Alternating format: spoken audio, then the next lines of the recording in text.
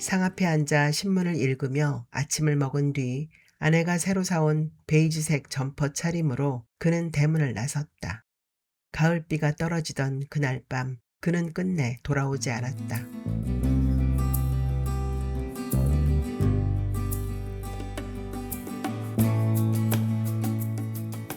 내겐 휴가가 필요해. 김현수. 그날 자료실 열람 시간이 모두 끝난 뒤 직원들은 다음 날부터 시작되는 여름 독서 교실을 준비하기 위해 3층 강의실로 모였다. 해마다 관내 초등학교 5학년생을 대상으로 닷새간 실시하는 여름 독서 교실이 성공적으로 끝나야 직원들도 홀가분한 마음으로 여름 휴가를 떠날 수 있었다. 올해는 도서관장이 직급이 낮은 직원부터 휴가 기간을 정해서 보고하라고 지시한 까닭에 여름 휴가를 둘러싸고 직원들 사이에 약간 소란이 일었다. 남쪽 바다를 바라보고 언덕배기에 서 있는 3층짜리 도서관에 항상 사람이 지키고 있어야만 하는 자료실은 모두 세 곳이었다. 여름 독서 교실이 끝나고 그 다음 주부터 일주일에 2사람씩, 그것도 낮은 직급 순으로 휴가를 떠난다면 나이 많은 직원들은 8월 말이나 되어야지 순번이 돌아온다는 얘기였다. 일이 이렇게 돌아간다면 미혼 직원들이 자진해서 휴가 일정을 조금 늦게 잡으면 좋으련만 그들 쪽에서도 저마다 사정이 있는지 서로 눈치만 살필 뿐 가타부타 말이 없었다. 하는 수 없이 도서 살림꾼인 사서 7급 최가 총대를 맸다. 최는 미혼 직원들을 강의실에 모아놓고 합리적으로 휴가 기간을 선택하라고 잘 타일렀다. 하지만 그 말투가 워낙 공격적이라 최의 말이 끝나기도 전에 직원들의 얼굴이 굳어졌다. 이런 연유로 335 근처 식당에서 저녁을 먹는 내내 서로 이야기가 겉도는 등 직원들 사이에 미묘한 감정의 엇갈림이 느껴졌다.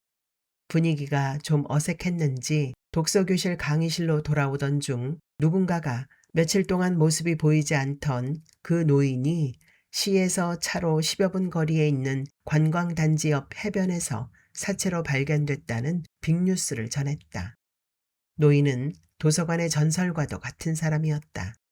그 노인이 도서관에 나타난 것은 10여 년 전의 일이었다고 했다. 언제부터인가 그 노인은 도서관을 찾는 사람들 중에서 가장 먼저 대출 신청서를 내미는 사람이 됐다. 그때는 아직 머리칼도 하얗게 새기 전이었으니까 노인이라고 부를 수는 없으니 그라고 해야겠다.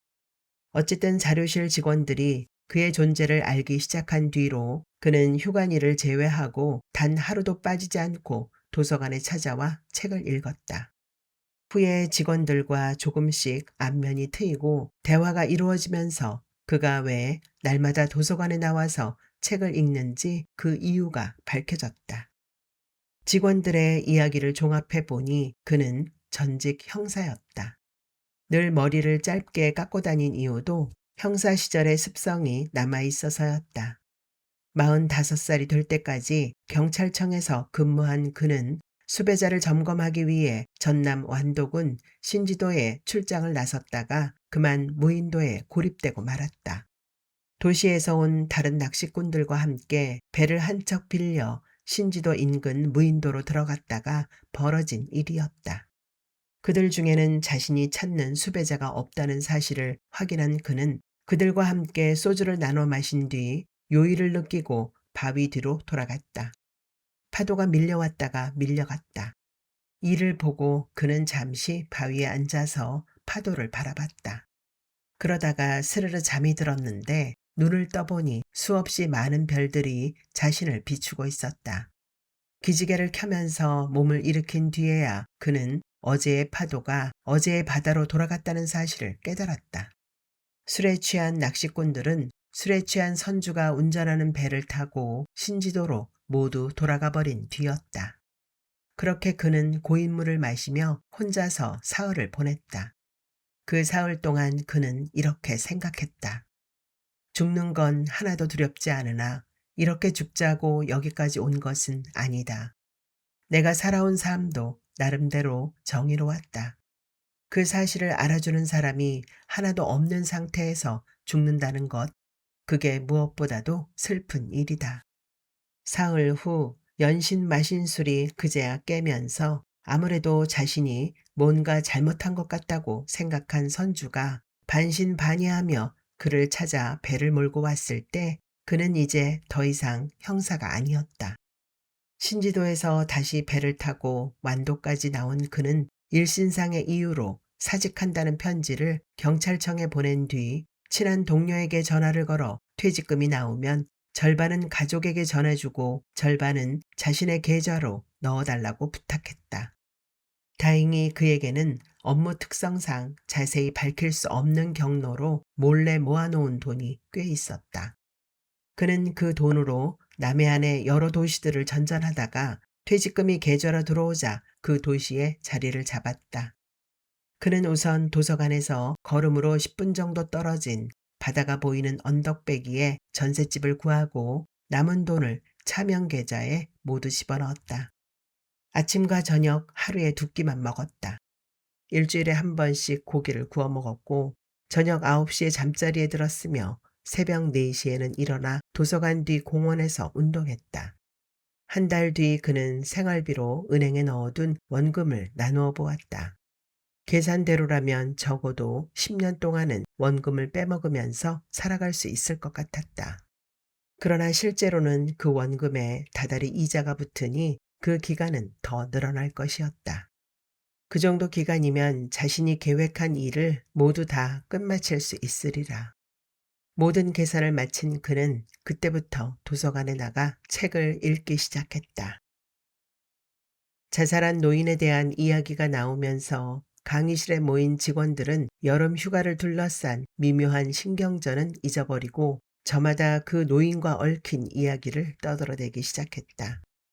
오래전부터 그를 지켜본 최는 이렇게 가면 결국 자신은 9월이 다 되어서야 여름 휴가를 떠날지도 모른다는 사실을 완전히 까먹은 채 직원들에게 그를 처음 만났을 때가 얼마나 오래전이었는지를 상기시키며 자신의 경력을 과시하려고 들었다. 최가 그 도서관으로 직장을 옮긴 건 그가 도서관에 나오기 시작한 지 1년 정도가 지났을 때였다. 출근해서 이런저런 일들을 익히던 최에게 그가 찾아와 말했다.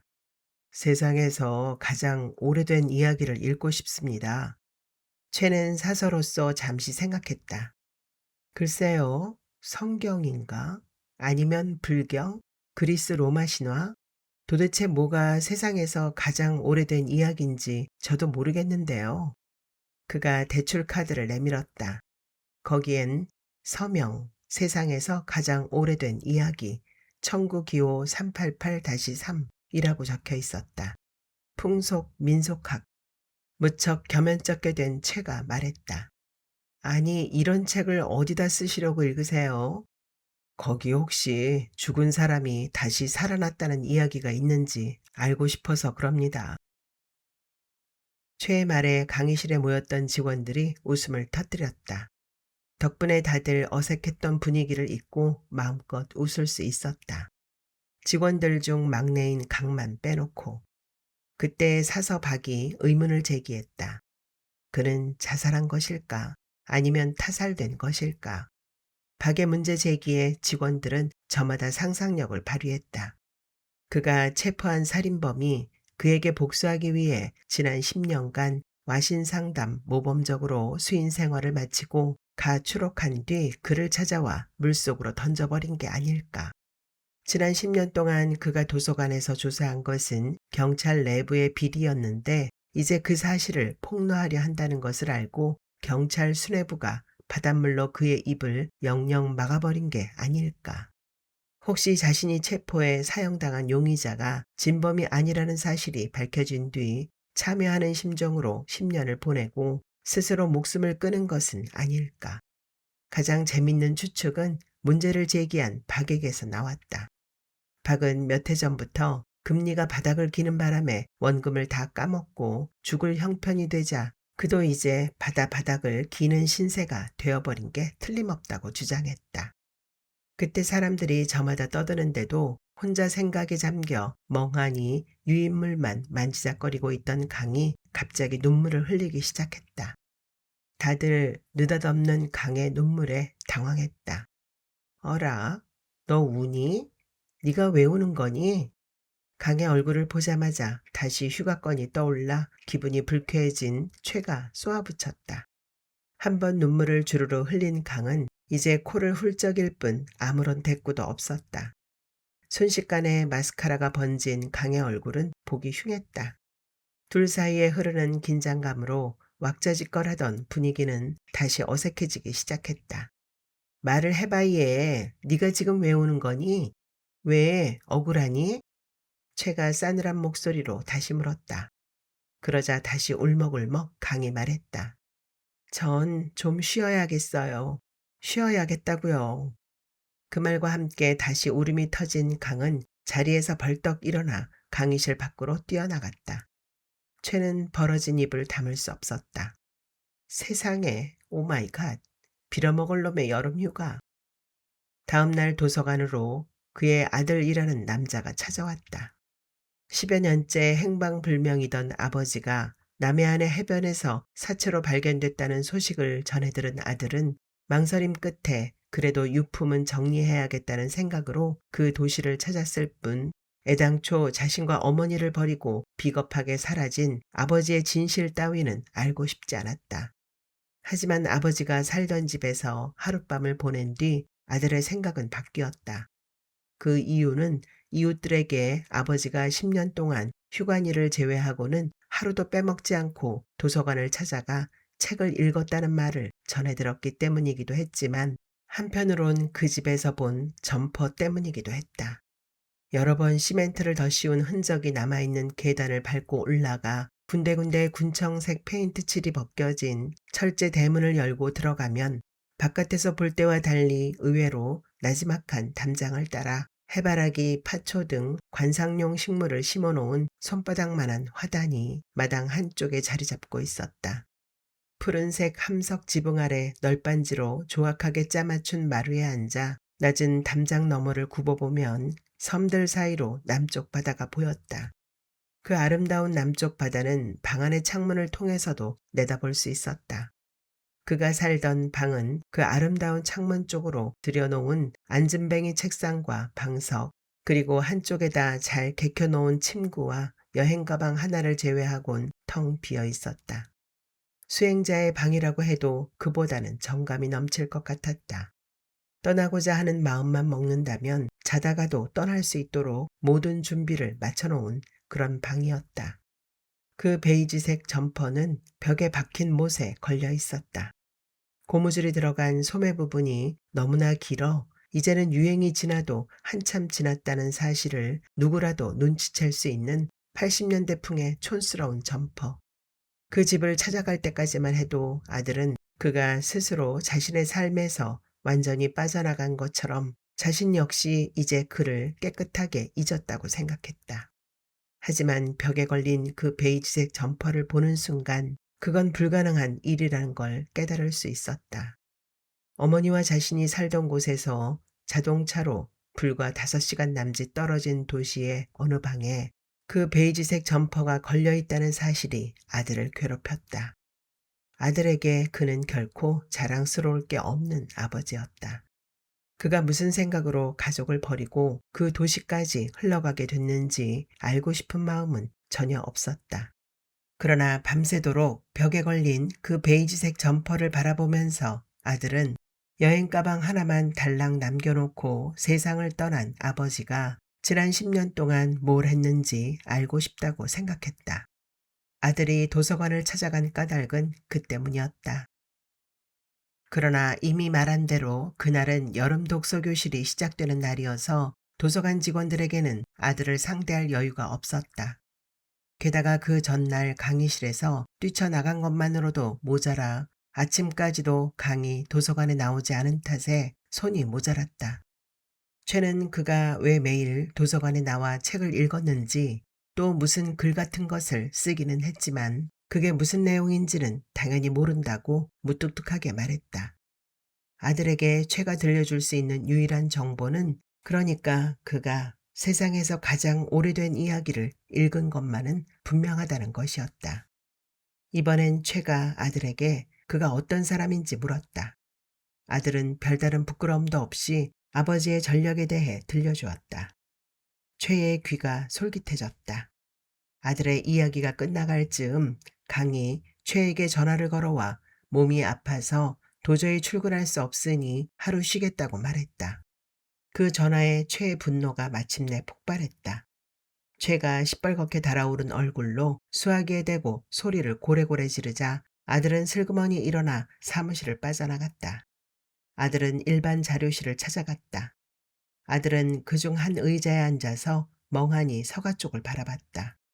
한동안 원탁을 쓰다듬어 보기도 하고 고개를 돌려 창밖의 풍경을 바라보기도 하던 아들은 이윽고 의자에서 일어났다. 그날 퇴근하는 직원들에게 최는 아침에 도서관을 찾아온 그의 아들에게서 정말 흥미진진한 이야기를 들었으니 듣고 싶은 사람은 길 건너 호프집으로 찾아오라고 말했다. 그러니까 아들이 고등학교 2학년이던 해 가을에 그는 증발해 버렸다. 먼저 흘러간 그 해의 다른 날들과 하나도 다를 바 없는 평범한 아침이었다. 상 앞에 앉아 신문을 읽으며 아침을 먹은 뒤 아내가 새로 사온 베이지색 점퍼 차림으로 그는 대문을 나섰다. 가을비가 떨어지던 그날 밤 그는 끝내 돌아오지 않았다. 그가 집으로 전화를 걸어온 것은 다음 날 새벽이었다. 그는 잠에서 덜 깬 아내에게 갑작스레 며칠 출장을 가게 됐다고 설명했다. 아내는 그가 속옷도 챙기지 못한 채 출장을 떠나게 된 것을 안타까워했을 뿐 행선지도 일정도 묻지 않았다. 도경찰청 대공과로 전근하기 전에도 갑작스런 출장은 여러 차례 있었으니까. 그렇긴 해도 출장 중에 집으로 전화하는 일을 빼먹지 않았던 사람이라 큰 걱정은 없었다. 물론 전화의 내용이란 건 간단했다. 집에는 별일 없느냐, 난 잘 있다. 밥을 꼭 챙겨 먹으라. 하지만 이번엔 그런 전화가 없었다. 대신에 신문기자라며 그를 찾는 전화가 서너 번 걸려왔을 뿐이었다. 그가 출장을 떠난 지 사흘이 지나자 아내는 불길한 예감에 사로잡혔다. 아내는 도경찰청으로 전화를 걸었다. 몇 번의 연결을 거쳐서 전화를 받은 남자는 도경찰청에는 그런 사람이 없으니 다른 곳으로 전화하라고 말했다. 아내로서는 어안이 벙벙할 따름이었다. 그가 도경찰청에서 근무하는 것은 사실이었으나 좌익 사범을 담당하는 대공과와는 분실의 형태로 청사 외부에 나가 있었다. 전화상으로 신분을 확인하는 등 몇 번의 절차를 거쳐 아내는 간신히 양정물산이란 회사의 전화번호를 얻게 됐다. 그곳이 그의 실제 근무처였다.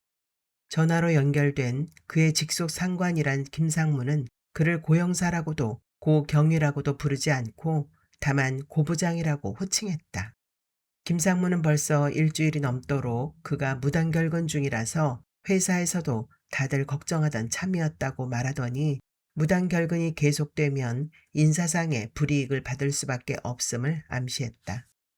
본능적으로 남편에게 심각한 문제가 발생했다는 사실을 눈치챈 아내는 부하 직원이 일주일 넘게 무단결근을 해 걱정을 했다면서도 왜 단 한 번도 집으로 연락을 해보지 않았느냐고 따져 물었다.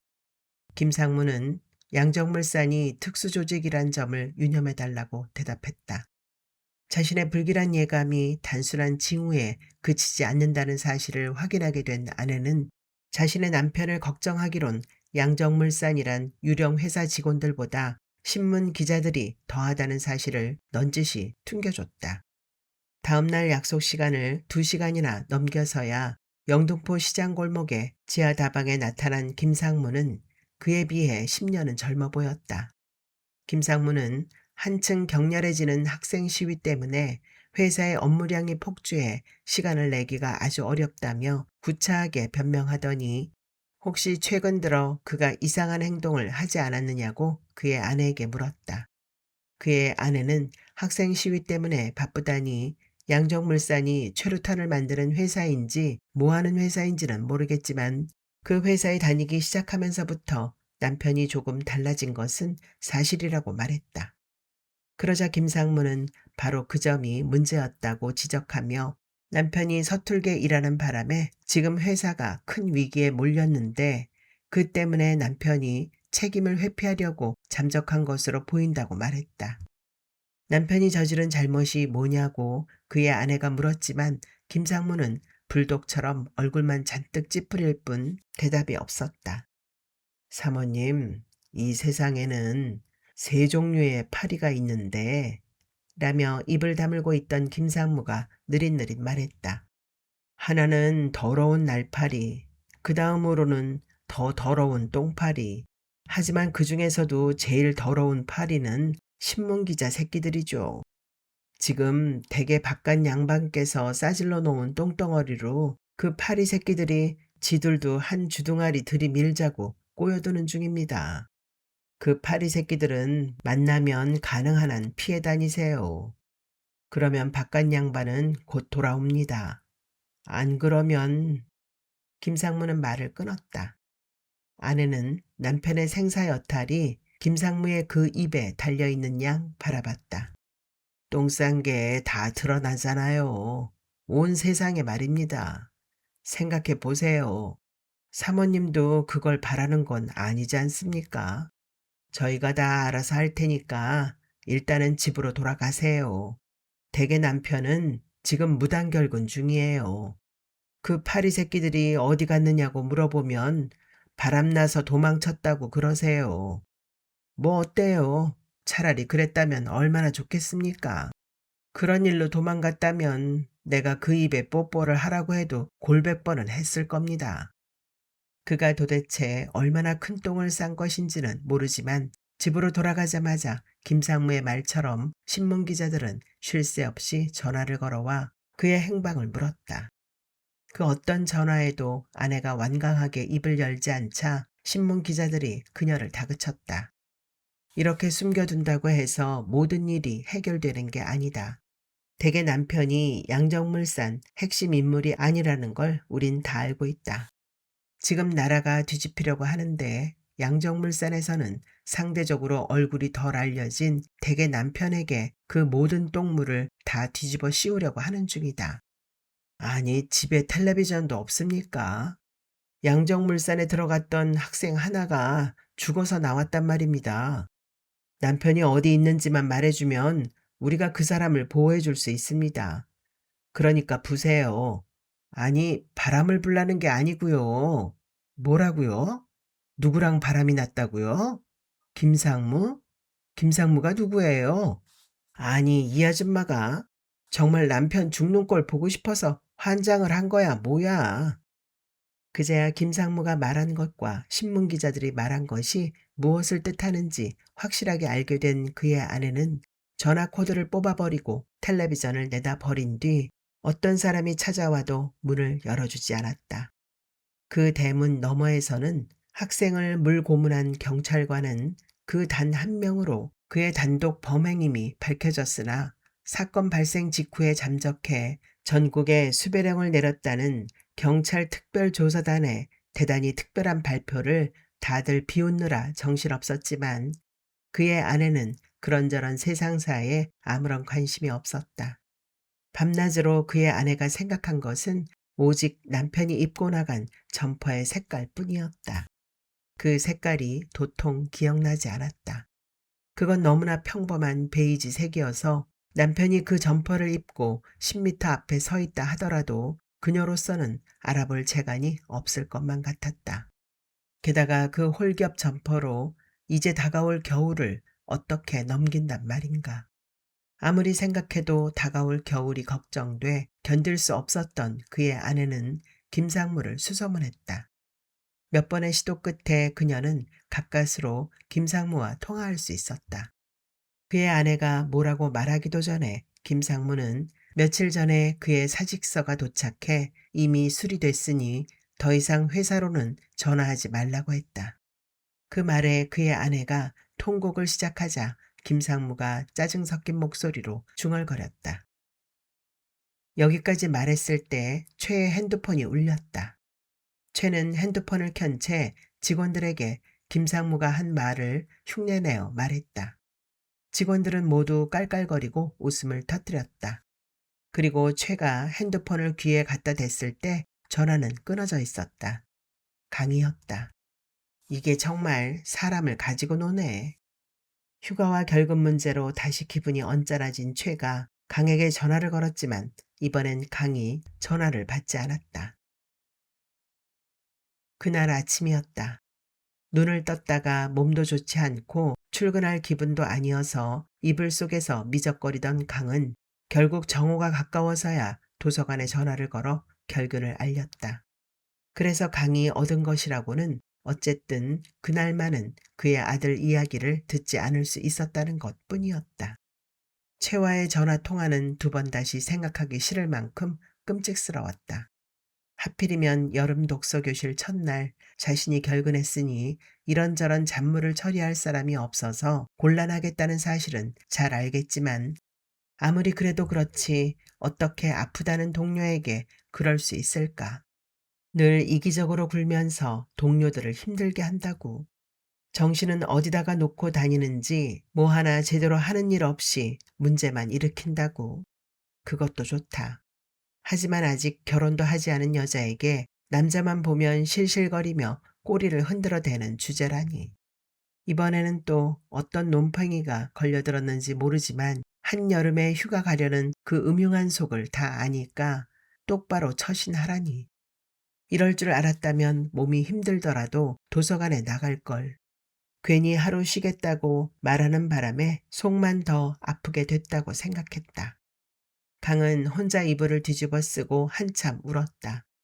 그렇게 자다가 깨다가 울다가 자다가 저녁 무렵에 깨어난 강은 천근만근 무거운 몸을 일으켜 밥을 지어 먹었다.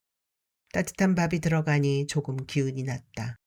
그러자 최가 그렇게 나쁜 사람만은 아닐 거라는 생각도 들고 모든 일을 사실대로 말하면 그녀도 자신을 이해할 것이라는 생각도 들었다. 왜 전날 자신이 울면서 강희 씨를 박차고 나갈 수밖에 없었는지, 또 왜 그날 출근도 못할 정도로 아팠는지. 강은 핸드폰 주소록에서 최의 전화번호를 검색한 뒤 통화 버튼을 눌렀다. 전화벨이 울리기 시작했다. 모든 건 강에게만 일이 몰렸기 때문이었다. 신규 대출증을 발급하는 일에서부터 대출과 반납을 접수하고 연체 도서를 관리하는 일은 물론이고 빛이 희망 도서 목록을 정리하고 신작 자료 목록을 게시판에 붙이는 등의 일까지. 일반 자료실의 대출과 관련한 온갖 잡일은 모두 강의 담당이었다. 도서관에서 일한다면 최처럼 커피나 홀짝이며 읽고 싶은 책이나 읽을 줄 알았지. 하루 종일 대출대에 꼼짝도 하지 못한 채 앉아서는 사람들을 올려다보며 앵무새처럼 반납일은 다음 달 6일까지입니다. 라고 되뇌이고 있을 줄이야 누가 상상이나 했겠는가. 도서관 입구에 무인 반납함에서 간밤에 반납된 도서들을 들고 올라와 다시 서가에 꽂는 일은 책도 많지 않고 그래도 아침이라 좀 느긋한 마음으로 할 수 있었지만 폐관이 가까울 무렵 낮 동안 반납된 도서와 열람석 여기저기 흩어진 도서를 다시 서가에 꽂는 일은 늘 조급하기만 했다. 저녁에 약속이라도 있는 날에는 저자 기호까지 맞춰서 책을 꽂는 게 너무 힘들어 대충 분류 기호만 맞게 꽂아둔 적도 많았다. 서가에 대해서 좀 아는 사람이라면 보기 흉하다고 할 정도로 엉망이 돼버렸다. 서가가 점점 엉망이 되어 간다는 사실을 가장 먼저 알아차린 사람이 바로 그였다. 비록 분류 기호나 저자 기호 같은 것은 제대로 알지 못했지만 그는 그 도서관의 서가에 꽂힌 책의 위치는 다 알고 있었다. 게다가 그는 다가오는 휴관일이 전 직원이 나서서 서가를 정리하는 정기 세부 배가 작업일이란 사실도 알고 있었다. 그날 강은 늦도록 저자 기호가 뒤죽박죽 뒤섞인 책들을 정리하느라 끙끙대야만 했다. 아마도 그가 아니었다면 그날 강은 집에 돌아갈 수도 없었을 것이다. 그는 전적으로 기억에 의존해 책들을 제자리에 꽂았는데 청구 기호를 따져가며 확인해 보면 과연 정확한 자리에 꽂혀 있어서 강으로서는 감탄을 금할 수 없었다. 그렇게 해서 강은 그와 함께 책을 정리하면서 많은 이야기를 나눌 수 있었다. 처음엔 책에 대한 이야기부터 시작됐다. 그는 책에서 읽은 것들을 꼭 자신이 겪은 일처럼 들려주는 비상한 재주를 지녔다.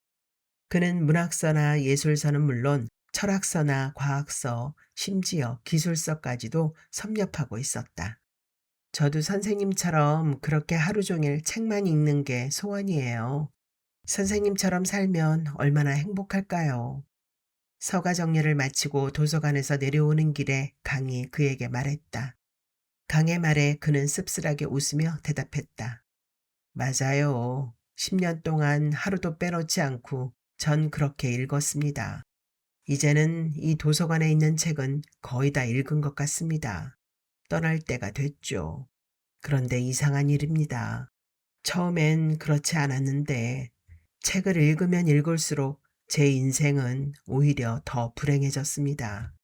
지금 생각하면 차라리 읽지 말 것을 그랬습니다. 선생님처럼 돈이나 가족 걱정하지 않고 하루 종일 마음껏 책만 읽는데 왜 불행해져요? 하하, 말하자면 긴 이야기인데 어디 가서 맥주나 마시면서 이야기할까요? 두 사람은 택시를 타고 도서관에서 10여 분 거리에 있는 관광단지의 호텔 바로 갔다. 피아노 연주가 울려 퍼지는 바에 앉아 있으니 밤바다가 보였다. 서로 감명 깊게 읽은 책에 대해 맞장구를 치면서 얘기하는 동안 테이블 위에 빈 술병은 늘어만 갔다. 점점 말수가 줄어든 그가 출렁거리는 검은 물결을 바라보는 일이 잦아졌다. 밤바다를 바라보며 자신의 인생에도 한 번쯤은 진실된 순간이 있어야 하지 않겠는가 생각했다. 그는 천천히 입을 열어 자신이 강력반 형사로 일하던 에피소드를 강에게 들려주었다. 강으로서는 처음 들어보는 이야기들이 많았다.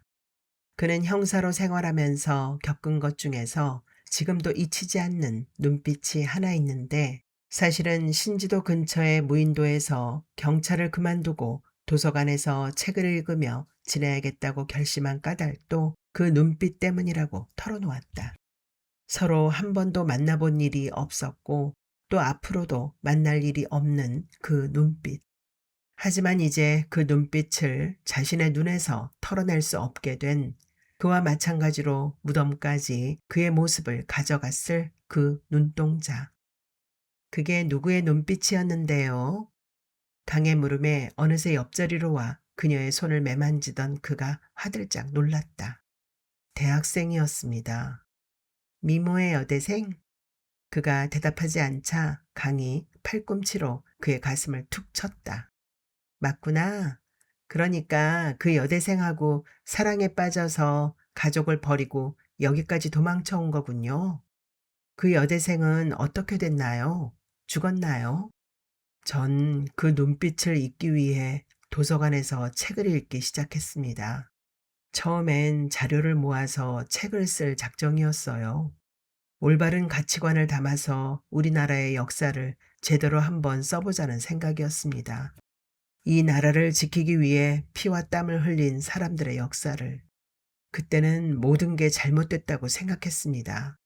이 나라가 어떻게 유지되고 발전돼 왔는지 모르니까 젊은이들이 자꾸만 그릇된 가치관으로 매몰된다고 생각했습니다. 그런데 그게 잘 안 되더군요. 잊으려고 해도 자꾸 그 눈빛이 생각났겠죠. 그러게 소설을 쓰시지. 왜 하필이면 역사책을 쓰려고 하셨을까? 그러게 말입니다. 왜 하필이면, 왜 하필이면 그 눈동자가 마지막으로 본 사람이 나여야만 했는지 아직도 고통스러울 따름입니다. 그때까지 우린 서로 한 번도 만나본 일이 없었는데 말입니다. 그는 한숨을 내쉬었다. 도피 생활 중에 자신의 행위에 대한 정당성을 밝히는 책을 쓴 뒤 당당히 검찰에 출두하겠다던 계획은 도서관에 틀어박힌 지 1년 만에 수포로 돌아갔다. 서가를 가득 메운 책들과 마음만 먹는다면 그 책들을 다 읽을 수 있을 만큼 길었던 시간 때문이었다. 책들 속에는 참으로 다양한 인생의 행로를 겪는 수많은 사람들의 이야기가 나왔다. 그들은 인생의 굴곡을 거칠 때마다 거품처럼 일어나는 여러 감정들로 인해 원치 않는 다른 인생 속으로 빠져들었으나 그래도 그들이 자살하지 않은 까닭은 단순한 문장들 때문이었다. 그가 책에서 발견한 것과 같은 "내게는 꿈이 있습니다. 라든가 "우린 행복하게 살아갈 권리가 있다." 등의, 그게 역사서든 과학서든 철학서든 1년 동안 닥치는 대로 책을 읽은 뒤 그가 알게 된 진리는 그처럼 단순했다. 그동안에는 정신없이 살아가느라 그걸 몰랐을 뿐이었다. 그럴 때면 어김없이 그 대학생의 눈빛이 떠올랐다. 그 눈빛에도 꿈이 있었을 것이고 행복하게 살아갈 권리가 있었을 것이다. 그의 말이 옳았다. 책을 읽는 게 아니었다. 그는 도경찰청 대공과로 전근 가면서부터 자신의 인생이 잘못되기 시작했다는 사실을 서서히 깨달았다. 1년이 지난 뒤부터는 오직 고통, 순수한 고통만이 존재했다. 그 고통을 이기기 위해 그는 다른 책을, 더 많은 책을 펼쳐 읽었다. 하지만 읽으면 읽을수록 고통은 커져만 갔다. 도서관에 있는 그 어떤 책을 들춰봐도 거기 죽은 자가 다시 살아났다는 이야기는 없었다. 또 늙은 노인이 다시 젊어져 새로운 인생을 살아갔다는 이야기도 나오지 않았다. 어이없게도 삶은 단 한 번뿐이며 지나간 순간은 두 번 다시 되풀이되지 않는다고 그 도서관에 있는 모든 책들은 말하고 있었다. 이제 죽는 날까지 단 한순간도 그 눈빛을 잊는 건 불가능하다는 게 명백해지면서 그는 절망의 파도 속으로 휩쓸리기 시작했다. 그는 지푸라기라도 잡겠다는 심정으로 안간힘을 쓰면서 필사적으로 책을 읽었다. 도서관에는 그처럼 많은 책이 있으니 그 중에는 단 한 권뿐일지라도 자기 같은 인생도 이 세상에 필요했다고 말해주는 책이 있을 것 같았다. 그가 술을 다시 입에 대기 시작한 것은 그 도서관에 무슨 책이 어디에 꽂혀 있는지 다 알게 되었을 즈음이었다. 도서관이 문을 닫으면 귀신이나 살만한 그 방으로 돌아가는 대신에 혼자서 술집을 전전했다. 술에 취하면 그는 바닷가로 내려가 출렁거리는 그 검은 물결을 하염없이 바라봤다. 그 검은 물결 속으로 익사하기 위해 자신은 지난 10년 동안 매일 도서관을 찾아 책을 읽은 것이라는 생각이 들었다. 지난 10년 동안 자신은 절망의 바닷속에서 그렇게 익사해온 것이라고 믿으면서도 그는 마지막 순간엔 스스로 목을 조를 수 있기를 간절하게 소망했다. 그리하여 어느 아침 해변에서 발견된 자신의 사체를 부검했을 때 눈썹 주위나 입 안에 질식으로 인한 일혈점을 발견할 수 있도록, 또한 그는 입을 벌리고 더 많은 물을, 가능한 한 많은 물을 폐 속으로 받아들일 수 있기를 원했다. 죽은 자신의 폐 속에, 그리고 혈액 속에 수많은 플랑크톤이 들어갔다는 사실을 세상 모든 사람들이 알 수 있도록. 그러니까 10여 년 전 그가 욕조에 얼굴을 밀어넣어 죽인 그 학생의 몸에서 사람들이 발견한 흔적과 똑같이, 아, 그때를 부디 저를 용서해 주십시오. 부디. 밤바다를 바라보던 그가 눈물을 흘리며 중얼거렸다. 강은 그의 손을 움켜잡았다. 이처럼 간절하게 참여한다면 그 학생도 그를 용서해 주지 않겠느냐고 강이 위로했다. 강은 그를 안았다. 그의 눈물이 강의 셔츠를 흥건하게 적셨다. 강은 두려움에 벌벌 떠는 그의 머리를 어루만지면서 중얼거렸다. 너무 괴로워하지 마세요, 선생님. 그 학생은 죽는 그 순간까지도 선생님을 사랑했을 거예요. 선생님과 함께 보낸 시간이 행복했다고 생각했을 거예요. 태어나서 선생님 같은 분을 만난 것만은 행운이었다고 생각했을 거예요. 그러니 너무 괴로워하지 마세요. 선생님을 원망하거나 미워하지는 않았을 테니까요. 그러자 그가 부끄러운 줄도 모르고 소리내어 엉엉 울어버렸다. 괜찮아요, 선생님. 선생님은 어쩔 수 없었던 거예요. 그 학생은 벌써 선생님을 용서했을 거예요. 하지만 심야 호텔 바에서 느닷없이 울려 퍼진 통곡 소리는 좀 채 멈출 줄을 몰랐다. 그래서였다. 그래서 강은 그가 해변에서 사체로 발견됐다는 소식을 듣고 몸과 마음이 아파온 것이었다. 이렇게까지 설명하는데 어느 누가 강을 이해하지 못하겠는가? 제 아무리 여름 휴가가 중요하다고 하더라도. 그러나 강의 전화를 받자마자 최는 그 정남이 떨어지는 매정한 목소리로 다짜고짜 고함을 질렀다. 아줌마, 퇴직금은 조만간 월급 통장으로 입금될 테니 앞으로 이렇게 전화 걸어서 닥달하지 마시오이. 어디에 있는 것인지 최의 그 말에 사람들이 박수까지 치면서 떠들썩하게 웃음을 터뜨리는 소리가 들렸다. 울상이 된 강은 핸드폰을 끊고 방 한쪽으로 집어던졌다.